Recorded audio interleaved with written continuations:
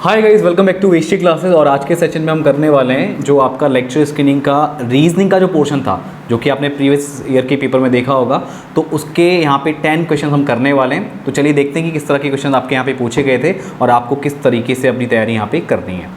तो सबसे पहला क्वेश्चन आप देख सकते हैं यहाँ पे, ये आपका एवरेज का क्वेश्चन है, जहाँ पे बोला है आपको माना A B C D E बढ़ते क्रम में 5 लगातार विषम संख्याएं हैं। निम्नलिखित कथनों को पढ़िए और आपको बताना है कि इनमें से कौन सा ऑप्शन सही है।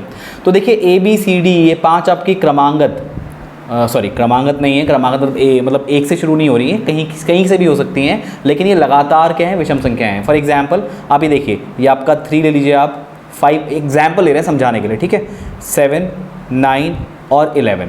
तो ये आपकी लगातार क्या है, विषम संख्याएं हैं। तो इनका जब आप एवरेज निकालेंगे ना, जिनका आप एवरेज निकालेंगे तो ये 7 निकल के आएगा, क्योंकि जो मिडिल वैल्यू होती है वही क्या होती है, इसकी एवरेज होती है। नहीं अगर आप कंफर्म कर पा रहे तो ऐसे कर लीजिए, 5 3 8 8 7 15 15 5 20 4 24 24 और 1 25 10 35 35 को 7 से भाग करेंगे तो 7 पंजे 35, तो ये आपका 5 निकल के आ रहा है। तो यहाँ पे आपका ये 5 जो निकल के आया है वो, अच्छा एक सेकेंड, ये आप यहाँ पे 5 से भागा देंगे, 7 से नहीं, ठीक है, क्योंकि टोटल कितनी संख्याएं हैं आपकी, 5 संख्याएं हैं। तो 5 7 35, तो ये एवरेज कितना निकल के आया, 7 निकल के आया। तो अभी आपको बोल रहा है ऑप्शन के थ्रू संख्याओं का औसत A+4 है। तो देखिए A B C D E, तो यहाँ पे अगर मैं A B C D लेके चलूँ तो C आपका क्या आ गया, एवरेज आ गया।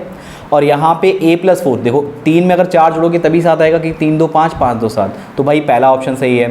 संख्याओं का औसत B+2 है, तो भाई B में 2 जोड़ोगे तभी 7 आएगा, यानी 5 2 7, तो भाई B ऑप्शन भी सही है। संख्याओं का औसत E-4 है, E आपकी लास्ट वाली संख्या है, इसमें 2 माइनस करोगे तो आपको 9 मिलेगा, फिर 2 माइनस करोगे फिर आपको 7 मिलेगा, तो भाई E-4 भी क्या आपका सही है। तो उपयुक्त कथनों में से कौन से कथन सत्य हैं आपको बताने हैं। तो देखिए केवल अकेला ही एक ठीक नहीं है, 2 3 भी आपके सही है, लेकिन आपका पहला वाला भी सही है। तो ऑप्शन जो आपका ठीक होगा वो होगा ऑप्शन डी, जिसमें आप कहेंगे 1 2 एवं 3, ये सभी आपके क्या हैं, सही आंसर हैं, ठीक है। तो यहाँ पे ऑप्शन डी आपका राइट आंसर होगा। अगला प्रश्न है आपका, एक नाव पानी के बहाव के विपरीत दिशा में 8 घंटे 48 मिनट में तथा वही दूरी पानी के बहाव की दिशा में 4 घंटे में तय करती है। तो एक चीज़ का ध्यान रखिएगा, अगर आप जिस तरफ को पानी जा रहे हैं उसके अपोजिट डायरेक्शन में जा रहे हैं तो आपकी स्पीड ये रहती है y-x। यहाँ पे y आपकी किसकी, y आपकी स्पीड हो सकती है, नाव की स्पीड हो सकती है, और x यहाँ पे जो पानी की स्पीड है आप उसको लेंगे। तो y-x यानी आप कहाँ जा रहे हैं, प्रतिकूल जा रहे हैं, विपरीत दिशा में जा रहे हैं। तो y-x कितना होगा, मान लीजिए डिस्टेंस आप d कवर कर रहे हैं और आपको कितना टाइम लग रहा है, 8 घंटे 48 मिनट, यानी 8 + 48 बट्टे आप 60 कर लो, क्योंकि इसको भी आप किस में ले लो, आर मिल लो। तो 12 चौक 48, 12 पंजे 60, तो 8 पंजे 40, 4 44 बट्टे 5, तो y-x d/44/5। तो यहाँ पे 44/5 इंटू y-x आपका डिस्टेंस निकल के आ जाएगा। इसको एक क्वेश्चन मान ले लीजिए। दूसरी कंडीशन पढ़ते हैं यहाँ पे, पानी के बहाव की दिशा में 4 घंटे में वो दूरी तय करती है। दूरी तय है आपकी, सेम दूरी तय हो रही है, लेकिन पानी जहाँ बह रहा है उस जगह कोई मतलब जहाँ पे पानी बह रहा है तो उस कंडीशन में यहाँ पे आपको ले रहे हैं, ठीक है। यहाँ पे आप कहाँ जा रहे हैं, पानी की विपरीत दिशा में जा रहे हैं, और यहाँ पे जहाँ पे पानी जा रहा है उसी दिशा में जा रहे हैं। तो भाई सीधी बात है, टाइम कम लगेगा, क्योंकि आपको स्पीड सपोर्ट करेगी जो पानी की स्पीड है। तो यहाँ पे जो स्पीड होगी, रिजल्टेंट स्पीड होगी y+x, right, is equal to distance same cover कर रहे हैं, टाइम 4 घंटे। तो यहाँ पे 4 गुणा y+x = d, ये आपकी सेकेंड इक्वेशन हो गई। जब दोनों इक्वेशन को आप इक्वेट करेंगे, दोनों d के इक्वल है, तो ये आपका निकल के आएगा 44/5 इंटू में y-x = 4 इंटू में आपका y+x।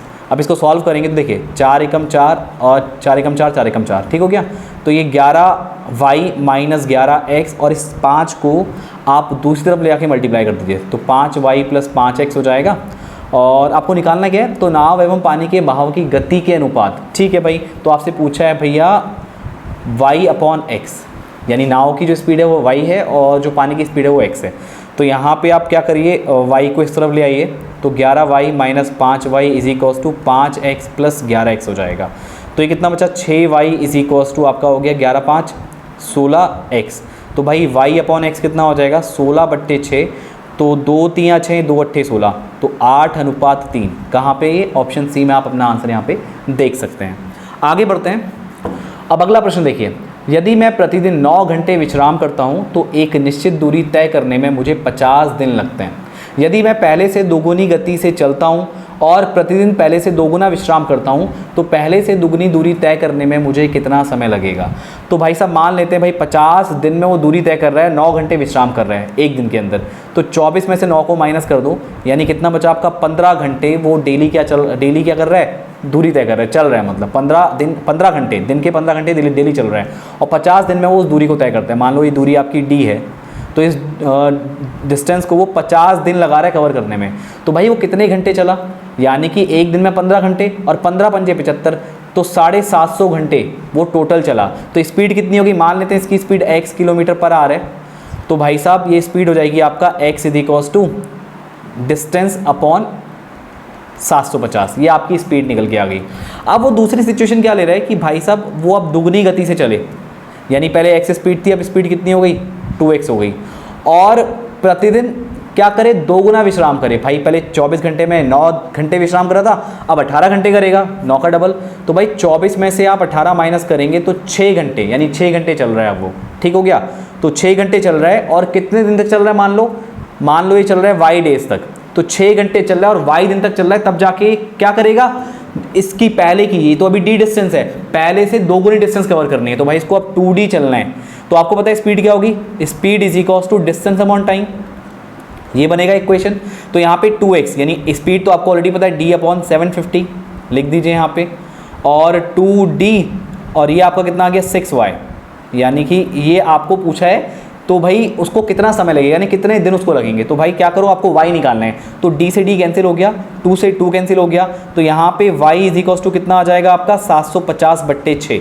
तो भाई साहब 6 कम 6 और 6 दूनी 12, 6 पंजे 30, यानी 125 दिन उसको लगेंगे, तब जाके वो ये डिस्टेंस कवर कर पाएगा, और एक दिन में डबल यानी 18 घंटे वो आराम भी कर रहा होगा। तो ये उस सिचुएशन में आपके इसको इतने दिन लगेंगे। काफ़ी अच्छा सवाल है, काफ़ी घुमाने वाला है, अगर आपके कॉन्सेप्ट क्लियर है तो बहुत इजीली आप इसको कर सकते हैं।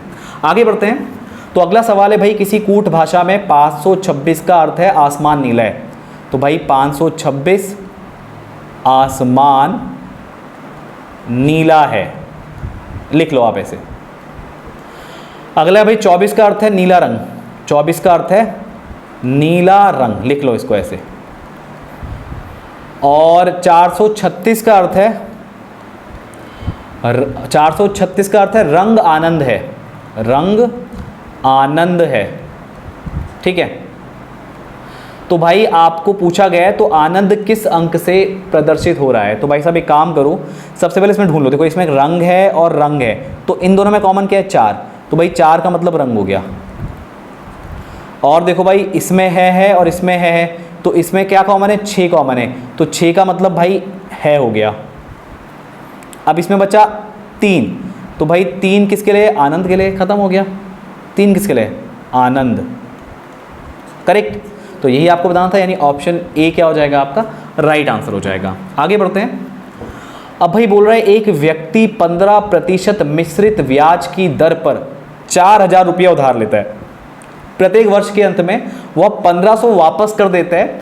तीसरे वर्ष के अंत में उसे कितनी रकम देनी होगी ताकि उसका उधार मिश्रित ब्याज सहित पूरा भुगतान हो जाए, जबकि 3 वर्ष तक उसने 1500 प्रति वर्ष वापस कर दिए हैं। तो भाई मतलब वो हर साल 1500 वापस भी कर रहा है। तो एक काम करते हैं, डायरेक्टली आपका जो कंपाउंड इंटरेस्ट वाला फॉर्मूला है वो हम नहीं लगाएंगे, एक एक करके निकालेंगे, क्योंकि हर साल वो 1500 रुपये वापस भी कर रहे हैं। तो भाई काम करते हैं, पहले 1 साल का ब्याज निकाल लेते हैं। तो 1 साल का ब्याज कितना होगा, इंटरेस्ट बराबर ये आपका 4000 रुपया, 15% और 1 साल का निकालेंगे तो ये निकल के आएगा आपका 15 चक्को 60, यानी 600 रुपया। तो भाई 4000 में 600 जोड़ दो तो 4600 रुपये हो गए, लेकिन ये 1 साल का टोटल अमाउंट निकल के आया है, लेकिन वो 1500 रुपये हर साल वापस भी दे रहा है, वापस कर रहा है, तो 1500 इसमें माइनस कर दो तो 3100 रुपया बचेगा। अब अगले साल के लिए आप जो निकालेंगे ब्याज वो 3100 पे निकालेंगे, तो अगला ब्याज क्या होगा, इसको I1 मान लो, इसको I2 ले लो। तो भाई साहब ये होगा 3100 गुणा 15% के हिसाब से निकालेंगे 1/100। अभी अगले साल की बात चल रही है, तो एक एक साल करके हम निकाल रहे हैं। 2 0 से 2 0 कट गए, तो 15 एकम 15, 15 3 45, तो 1 46, 15 एकम 15, 5 हासिल लगो 1, 15 3 45 और 1 46। तो भाई अब जो इंटरेस्ट निकल के आया वो 465 रुपया निकल के आया। तो 3100 में आप 465 रुपया जोड़ दो तो कितना आए, 5 6 4 और 1 5 और 3, तो भाई 3565 रुपया बना। लेकिन फिर से वो 1500 रुपये मतलब हर साल वापस कर रहा है। तो 5 ये आया आपका, 6 यहाँ पे आया, 5 में से 5 गया 0 और 3 में से 1 गया 2। तो भाई अगले साल के लिए आपके अमाउंट ये है और इस पर आप क्या निकालेंगे, ब्याज निकालेंगे अगले साल के लिए। तो भाई 2065 पे फिर 15% फिर से 1 साल का निकालेंगे, आप 1 साल करके निकालना है बट्टे 100। तो भाई ये कितना आ गया, 2065 पॉइंट लगा लो यहाँ पे क्योंकि अब ऐसा तो कटने वाला है नहीं। अब इसको मल्टीप्लाई कर लो, 15 पंजे 75 हासिल लगो 7, 15 छिक्का 90 7 97 हासिल लगो 9, फिर 15 को 0 से करेंगे 0 ही आएगा तो 9 यहाँ पे जोड़ दो जो हासिल है, 15 दूनी 30, तो ये यहाँ पे आ गया 309 रुपया 75 पैसा, करेक्ट। तो ये आपका ब्याज निकल के आया। इसको किस में जोड़ दो, 2065 में जोड़ दो। तो भाई 2065 में जब आप इसको जोड़ेंगे 309 रुपया 75 पैसा, तो ये कितना आएगा, 5 7 9 5 14 हासिल लगो 1 7 यहाँ पे आया 20 और 3 23, तो 2374.75। अब इसमें फिर से 1500 रुपये माइनस कर दो भाई साहब, हर साल लौटा रहे हो। तो कितना आ गया, 7 5 ये 4 ये 7, 13 में से 5 गया 8 बचा, 1 में से 1 गया 0। तो भाई 874 रुपये 75 पैसे इतना उसका शेष बचेगा, जो कि आप ऑप्शन बी में यहाँ पे देख सकते हैं। बहुत ही अच्छा सवाल था ये आपको थोड़ा कॉन्सेप्ट चेक करने के लिए दिया गया था ताकि आप डायरेक्ट फॉर्मूला यहाँ पे ना लगा पाएं, यानी डायरेक्ट फॉर्मूला लगाएंगे तो आपकी बात नहीं बनेगी। तो आपको इस तरीके से यहाँ पे सवाल करना होगा। आई होप आपको समझ में आ गया होगा। आगे बढ़ते हैं। अगला है आपका, पक्षियों के एक शिकारी से किसी ने पूछा कि भाई तुम्हारे थैले में कितने पक्षी हैं। तो शिकारी ने उत्तर दिया 6 को छोड़कर सभी गौरैया हैं, 6 को छोड़कर सभी कबूतर हैं और 6 को छोड़कर सभी बतख हैं। तो शिकारी के थैले में कुल कितने पक्षी हैं। मान लेते हैं भाई सब x पक्षी हैं और उसने बोला है 6 को छोड़कर सभी गौरैया हैं, तो x में से 6 को माइनस कर दो तो सभी क्या हो गई, गौरैया। उसको g से मैं रिप्रेजेंट कर रहा हूँ। फिर बोल रहा है 6 को छोड़कर सभी कबूतर हैं। लो भाई अगर x में 6 को माइनस कर दें तो जितने बच रहे हैं वो सारे के सारे क्या हैं, कबूतर हैं, जिसको मैं k से दिखा रहा हूँ। और फिर क्या बोल रहा था, 6 को छोड़कर सभी बतख हैं। तो भाई लो फिर से x में से अगर 6 को माइनस कर दें तो सभी बतख है, उसको b से मैं रिप्रेजेंट कर रहा हूँ। तो इन तीनों को अगर जोड़ेंगे, तीनों इक्वेशन को अगर आप जोड़ेंगे तो क्या आएगा, x minus 6 plus x minus 6 plus x minus 6 बराबर गौरैया कबूतर बतख। इन तीनों को जोड़ के आपका क्या बनेगा, वापस से जितने आपके पक्षी हैं। तो मैं यहाँ पे गौरैया प्लस कबूतर प्लस बतख की जगह क्या ले रहा हूँ, x ले रहा हूँ। तो यहाँ पे x कितने x हो गए, 3x हो गए, माइनस 6 6 6 यानी 18 बराबर x। तो भाई x को इधर ले जाओ तो 2x बराबर क्या आ जाएगा, प्लस का 18, तो x की वैल्यू 9 निकल के आ गई। आई होप आपको मेरी बात समझ में आ गई होगी। ये यहाँ पे x की वैल्यू 9 निकल के आपकी आ चुकी है, यानी टोटल कितने पक्षी हैं, 9 पक्षी हैं। ऑप्शन ए आपका क्या होगा, राइट आंसर होगा। आगे बढ़ते हैं।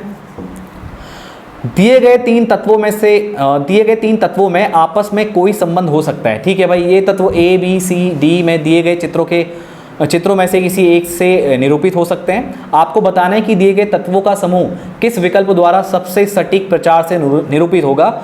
दिए गए तत्व हैं अध्यापक, लेखक और पुरुष। तो भाई अध्यापक, लेखक, पुरुष, इसमें ऐसा कोई रेस्ट्रिक्शन नहीं है। जो अध्यापक है वो लेखक हो सकता है, जो लेखक है वो अध्यापक हो सकता है, जो पुरुष है वो लेखक हो सकता है, जो लेखक है वो पुरुष हो सकता है। तो ये तीनों ही आपस में क्या है, रिलेटेड है। तो इसका जो बेस्ट आंसर होना चाहिए वो ऑप्शन डी यहाँ पे होना चाहिए। आई होप आप मेरी बात यहाँ पे समझ रहे होंगे। आगे बढ़ते हैं। अब देखो इसने क्या बोला है, यदि 30 माइनस 10 का अर्थ है 300। तो भाई 30 माइनस 10 का अर्थ 300 कैसे होगा, जब 30 को आप 10 से गुणा कर रहे होंगे तभी 300 आएगा। तो सिंपल सा मतलब क्या है कि माइनस को आप गुणा लिख रहे हैं। 8 भागा 4 12 आ रहा है, यानी भाई 8 में 4 जोड़ोगे तब भागा आएगा, तब 12 आएगा। भागा देने पे तो 2 आएगा। तो भाई भागा का मतलब कितना हो गया, यहाँ पे प्लस हो गया। एवं 6 गुणा 2 का अर्थ कितना है, 4 है। भाई 6 में 2 को माइनस करोगे तब 4 आएगा, गुणा करके तो 12 आएगा। तो भाई गुणा का मतलब क्या है, यहाँ पे माइनस है। तो आपको इसका मतलब बताना है। चलो देखते हैं क्या आएगा इसका मतलब। 100 लिख लो पहले, फिर 10 लिख लो। माइनस की जगह क्या लगाएंगे आप, गुणा। फिर गुणा है, गुणा की जगह क्या लगाएंगे, माइनस। अब भागा है, भागी जगह क्या लगाएंगे, प्लस। भागी जगह प्लस लगाएंगे, फिर 1000 आएगा। फिर यहाँ प्लस है। अब प्लस को तो कुछ बोला ही नहीं कि भाई प्लस को क्या लिखेंगे, तो आप प्लस को प्लस ही छोड़ दो। उसके बाद 100 आ गया, गुणा की जगह आप लगाएंगे माइनस। ठीक है भाई, प्लस को प्लस रहने देना, ऐसा नहीं कि प्लस को भागा कर रहे हैं। उसने प्लस को भागा नहीं बताया हुआ है, उसने भागा को प्लस बताया हुआ, तो प्लस को आप ऐसे छोड़ देंगे। तो भाई 100 गुणा 10 कितना आएगा, 1000, माइनस 1000 प्लस 1000 और 100 माइनस 10 कितना आ गया आपका, ये आ गया 90। या पहले इसको जोड़ ही लो यार, पहले भी 100, चलो ठीक है 90 लिख दिया आपने इसको सॉल्व करके, कोई दिक्कत नहीं है। 1000 से 1000 घटा, अब 1000 प्लस 90 कितना हो गया, 1090। तो ऑप्शन सी आपका क्या हो जाएगा यहाँ पे, राइट आंसर हो जाएगा। आई होप आपको समझ में आ गया होगा। आगे बढ़ते हैं। अब भाई अगला सवाल है, कल्याणी वीणा की सास है। कल्याणी जो है वो वीणा की सास है, तो भाई कल्याणी यहाँ बना देते हैं, ये सास है नेगेटिव। अभी किसी की वाइफ होगी तो उसका पेयर ऐसे बना देते हैं, यहाँ पे पॉजिटिव लिख देते हैं। और कल्याणी सास है वीणा की, तो भाई कल्याणी का बेटा होगा जिसकी शादी हुई होगी किससे, वीणा से हुई होगी, तभी कल्याणी वीणा की सास बनेगी। ऐसा आपने बना दिया। अब भाई वीणा जो है अशोक की भाभी है। अशोक की भाभी यानी इसके पति, यानी जो यहाँ पे वीणा के पति हैं उनका भाई होगा अशोक, राइट, यहाँ पे लिख देते हैं। अब धीरज सुदीप का पिता है। अब भाई अभी तक की हिस्ट्री, अभी तक की जो स्टोरी बनी है उसमें धीरज और सुदीप तो कहीं आई नहीं है, तो अभी इसको थोड़ा स्किप करते हैं, इस लाइन को आगे पढ़ते हैं। सुदीप अशोक का इकलौता भाई है। भाई अशोक का इकलौता भाई कौन होगा, वीणा का पति, यानी सुदीप मिल गया कौन, ये वीणा का हस्बैंड है सुदीप, ठीक है। अब क्या बोला है, धीरज जो है सुदीप का पिता है, तो धीरज सुदीप का पिता है यानी वो कल्याणी का पति भी होगा। भाई अब तो बिल्कुल कड़ी से कड़ी जुड़ती जा रही है, तो यहाँ पे धीरज आ गया। धीरज क्या है, सुदीप का पिता है। अब क्या बोला है, आपको क्या बताना है, कल्याणी किस प्रकार अशोक से संबंधित है। तो भाई अशोक जो है वो कल्याणी का बेटा है, यानी कल्याणी क्या है, माता है अशोक की। तो आपका जो आंसर होगा यहाँ पे क्या होगा, ऑप्शन सी होगा, क्योंकि जो कल्याणी है वो अशोक की क्या है, माता है। तो आई होप आपको समझ में आ गया होगा। आगे बढ़ते हैं। तो अगला सवाल है आपका, एक व्यक्ति पश्चिम की ओर वाहन चला रहा है, उसे दिशाओं के किस अनुक्रम का अनुसरण करना चाहिए ताकि वह दक्षिण की ओर वाहन चलाने लगे। तो भाई पश्चिम की ओर चला रहे हैं, तो ये आपकी डायरेक्शंस हैं, नॉर्थ, साउथ, ईस्ट, वेस्ट। तो भाई पश्चिम की तरफ चला रहा है अभी, तो एक तो तरीका है कि भाई साहब ये क्या कर ले, ये सीधा का सीधा क्या ले ले, लेफ्ट टर्न ले ले, यानी बाईं ओर मुड़ जाए, तभी कहाँ जाएगा, दक्षिण की ओर आ जाएगा। बट भाई साहब यहाँ पे 3-3 ऑप्शन दिए हुए, मतलब एक ऑप्शन में 3-3 आपके डायरेक्शन दिए हुए हैं, तो सीधी बात है वो ऐसे तो नहीं मुड़ रहा है लेफ्ट टर्न में, तो वो ऐसे करके कहीं मुड़ रहा होगा। तो भाई पहले अगर वो ऐसे जा रहा है पश्चिम की ओर, तो अगर वो राइट टर्न लेगा तब जाके वो नॉर्थ में आएगा, फिर राइट टर्न लेगा तब उसके बाद वो कहाँ पे आएगा, ईस्ट में आएगा, फिर राइट टर्न लेगा तब जाके वो कहाँ आएगा, दक्षिण में आएगा। तो भाई राइट यानी दायां, फिर दायां और उसके बाद फिर दायां, तो 3 बार दाएं उसको मुड़ना पड़ेगा, तब जाके वो कहाँ चलेगा, वो आपका दक्षिण में चलेगा, राइट। तो आपका ऑप्शन डी क्या होगा यहाँ पे, राइट आंसर होगा। तो आई होप गाइज आपको ये क्वेश्चन समझ में आ गए होंगे। तो गाइज अगर आप यहाँ पे लेक्चर स्क्रीनिंग की प्रिपरेशन कर रहे हैं या फिर करना चाहते हैं, तो आप आज ही डाउनलोड कीजिए Vedashree classes app from Google play store, और वहाँ से आप इस कोर्स को परचेस कर सकते हैं और अपनी तैयारी हमारे साथ मिलकर के यहाँ पे कर सकते हैं। तो मैं मिलता हूँ आपसे नेक्स्ट सेशन में। आज के सेशन में इतना ही, थैंक यू।